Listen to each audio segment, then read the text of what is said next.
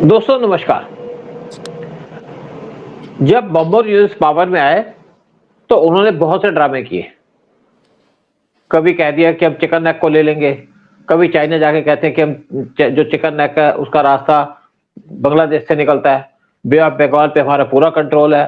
फिर उनके जो एडवाइजर थे वो भी स्टेटमेंट देते रहे कि हम चिकन नेक ले लेंगे, भारत की जो 7 स्टेट है उन पे भी कब्जा कर लेंगे, बंगाल को काट लेंगे, उड़ीसा को काट लेंगे और हिंदुस्तान को तबाह कर देंगे।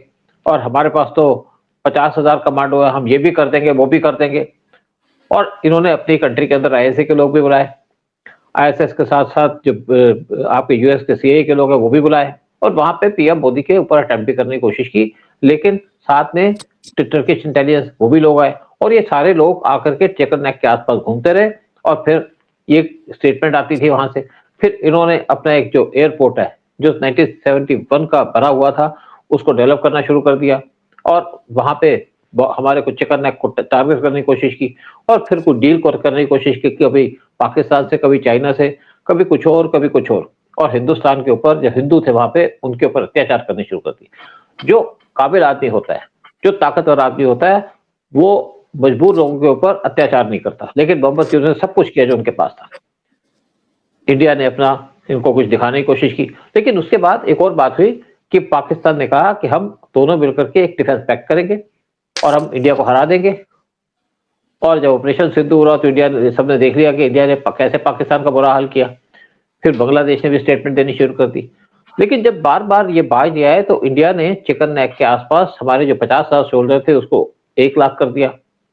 जो बांग्लादेश की आर्मी है उसके पास सोल्जर हैं 1.5 लाख के। फिर हमने इनके बॉर्डर पे 1 लाख की आर्मी डिप्लॉय कर दी, बीएसएफ को पीछे खींच लिया और ये फिर कहते हैं कि यहाँ पे जो डिफेंस पैक्ट है कैंसिल हो गया, जो 31 जनवरी को होना तो उसकी बात भी करेंगे।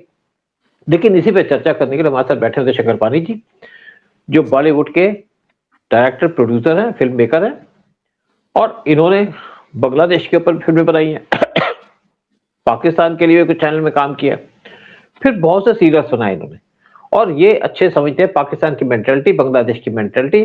और आप क्या कहते हैं कि जो हमको धमकी दे रहे थे कि हम पैक्ट कर लेंगे, उस पे आप क्या सोचते हैं कि क्या ये पैक्ट होगा? पैक्ट तो कैंसिल हो गया ऐसा लगता है, लेकिन आप अपने कमेंट्स दीजिएगा।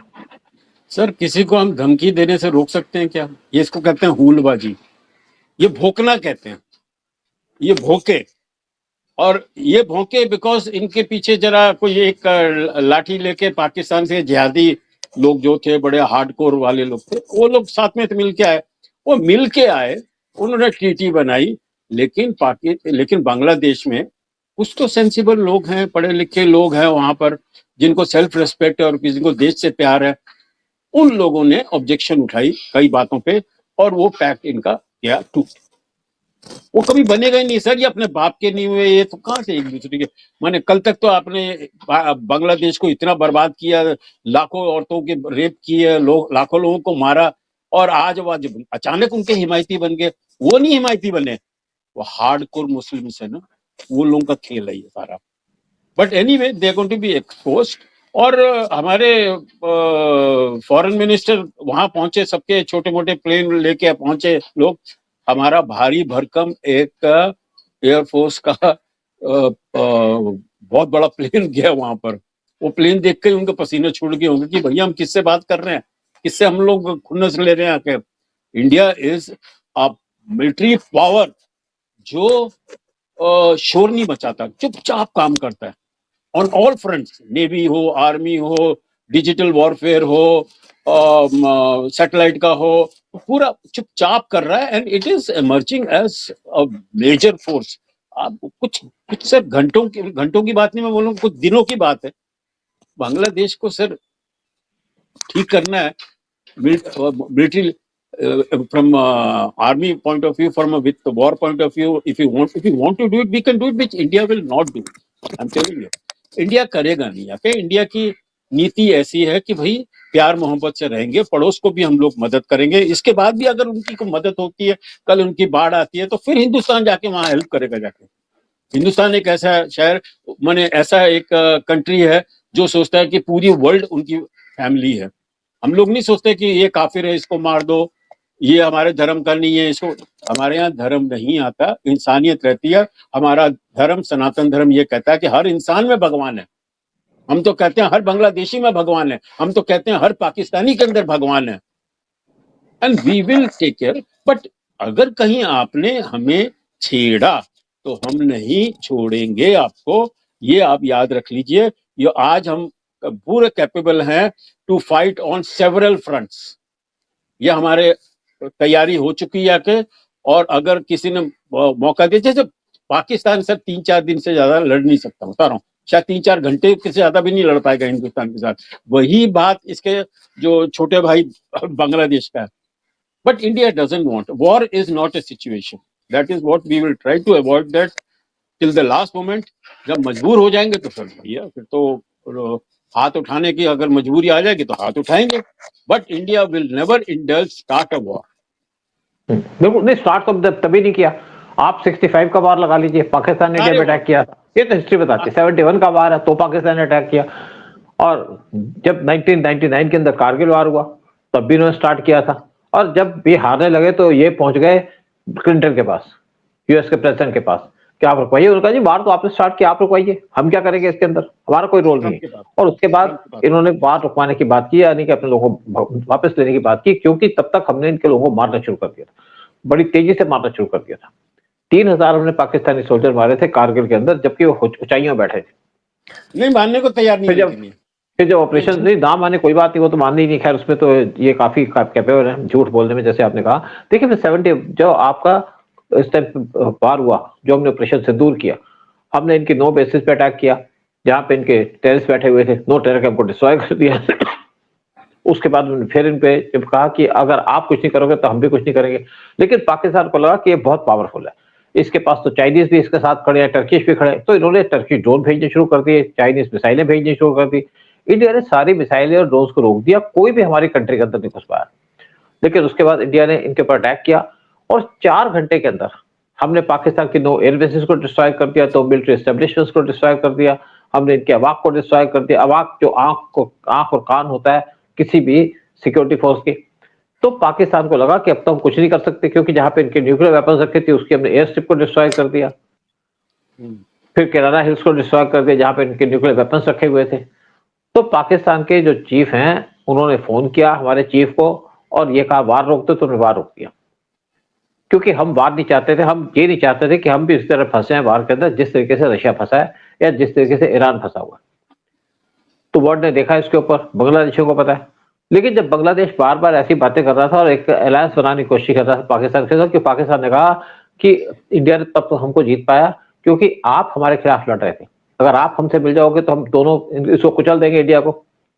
लेकिन फिर कुछ मिलिट्री एडवाइजर जो बैठे इनके, उन्होंने इनको बताया, या वकार यूनिस ने बताया कि देखिए हमारा बजट जो है वो $5 बिलियन का है, यानी कि बांग्लादेश का, और पाकिस्तान का डिफेंस बजट है $7 बिलियन का, इंडिया का डिफेंस बजट है $70 बिलियन का, और इंडिया डेली चीजें बना रहा है, नई नई मिसाइलें बना रहा है, क्योंकि हमने तब तक कुछ एक्सरसाइज करनी शुरू कर दी थी, पाकिस्तान के आसपास चीज करनी शुरू कर दी थी, ऑपरेशन सिंदूर किया था, फिर हमने नॉर्थ ईस्ट के अंदर कर दी थी, तो वहां से भी इनको खबर मिल गई कि इंडिया क्या क्या मिसाइलें टेस्ट कर रहा है।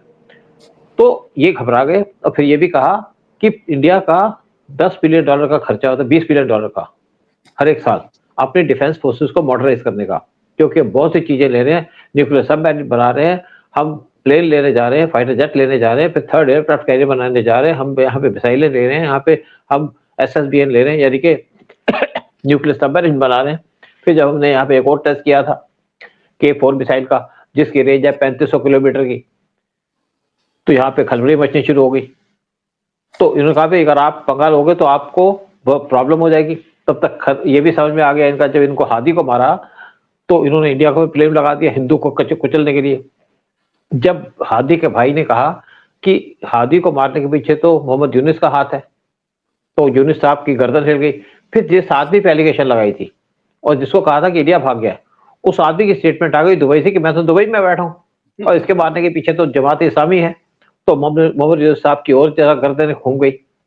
फिर वहां पे जो बैठे थे कुछ पाकिस्तान के ISI के लोग और कुछ टर्किश इंटेलिजेंस के और इवन CIA के, उनके मारना शुरू हो गया। और ये कहा जाता है 40 के करीब जो लोग बैठे थे ISI के, टर्किश इंटेलिजेंस के और CIA के, उनको मर्डर कर दिया।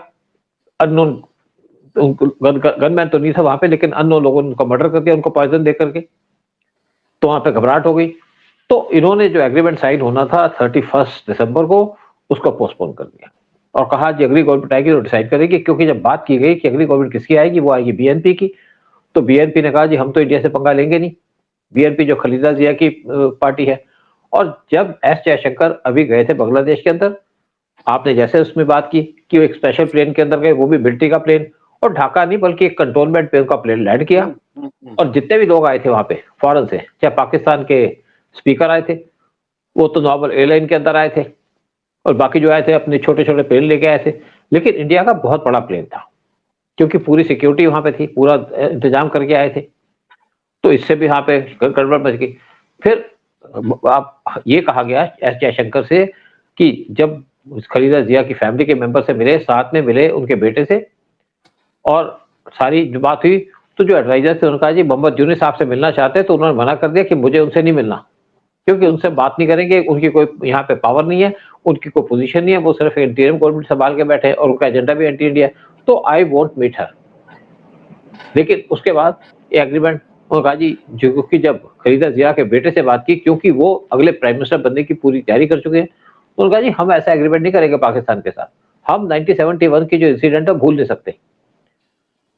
जबकि खलीदा जिया सॉफ्ट थी पाकिस्तान की तरफ, लेकिन जब शेख हसीना के जाने से पहले कोई भी पाकिस्तान को सपोर्ट नहीं करता था, लेकिन जो मोहम्मद यूनिस से किया वो इसलिए किया कि वो वहां के इलेक्टेड लीडर नहीं थे और वो पपेट थे वहां पे, सीआईए के डीप स्टेट के पपेट थे, क्योंकि सीआईए आज इंडिया को टारगेट करना चाहता, ये सब कुछ हुआ। लेकिन क्या एग्रीमेंट था, क्योंकि पहले पाकिस्तान ने सऊदी के साथ एग्रीमेंट किया डिफेंस कि अगर तुम्हारे पे अटैक करेगा तो हम आ जाएंगे, और हमारे पे अटैक करेगा तो तुम आ जाना, सऊदी तो लड़ ही नहीं सकते, उनके पास तो फोर्स ही नहीं है। हाँ, पाकिस्तान को वो यूज करना चाहते हैं कि आप हमारी लड़ाई हो तो आना, क्योंकि हुती से लड़ाई करने के लिए तो सऊदी को पाकिस्तान की जरूरत है। लेकिन सऊदी ने कहा कि आप हेल्प करेंगे, फाइनेंशियल हेल्प करेंगे, वो तो उन्होंने 71 के वार में भी की थी।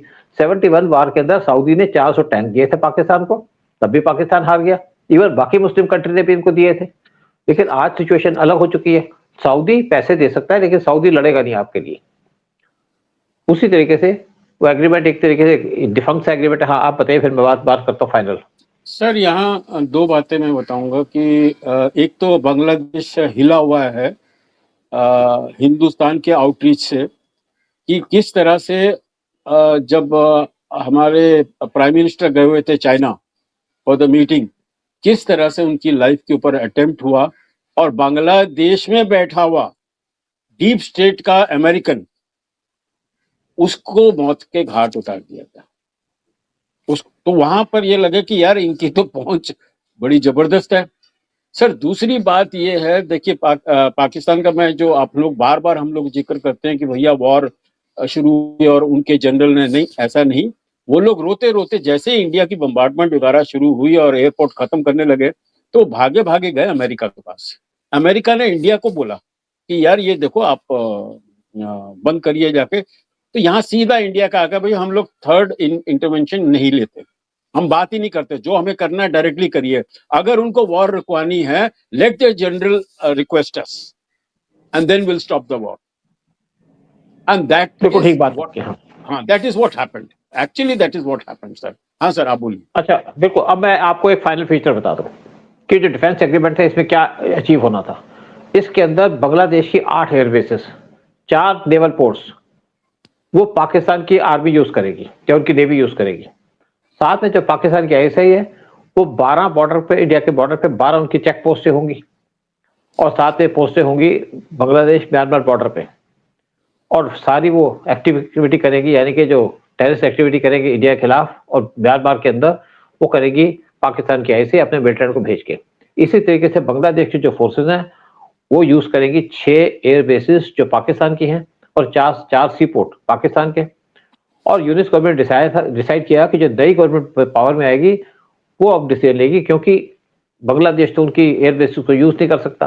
हाँ, पाकिस्तान जरूर यूज करना चाहता था, वो चाहता था मैं इंडिया के आसपास आऊं, लेकिन इससे उनके एडवाइजर को कहा गया कि अगर ये काम किया गया, अगर टेररिस्ट एक्टिविटी हमारी तरफ से की गई तो वही एक्शन किया जाएगा जैसे ऑपरेशन सिंदूर के अंदर किया, और इंडियन फोर्सेस हमारे बॉर्डर पे अंदर आ जाएंगी और उनको रोक नहीं पाएगी, क्योंकि बांग्लादेश की जो आर्मी है वो सिर्फ 1.5 करोड़ की है, और बांग्लादेश के आसपास वैसे भी जैसे हमने पहले भी डिस्कस किया है 4 हमारी एयरबेसेस हैं जो 10 से 30 किलोमीटर दूर है, 4 हमारी आर्मी की बेसिस है जो बांग्लादेश के आसपास है, और 4 हमारी है नेवल बेसिस जो बांग्लादेश को पूरे तरीके से घेर सकती हैं। और बांग्लादेश की हमारी जो नेवी है उसके पास है 160 वारशिप, सबमरीन्स वगैरह, और साथ में 2 एयरक्राफ्ट कैरियर है। बांग्लादेश के पास छोटी मोटी उनकी एयरफोर्स जो उनकी नेवी है उसकी स्ट्रेंथ तो गिनी भी नहीं जा सकती।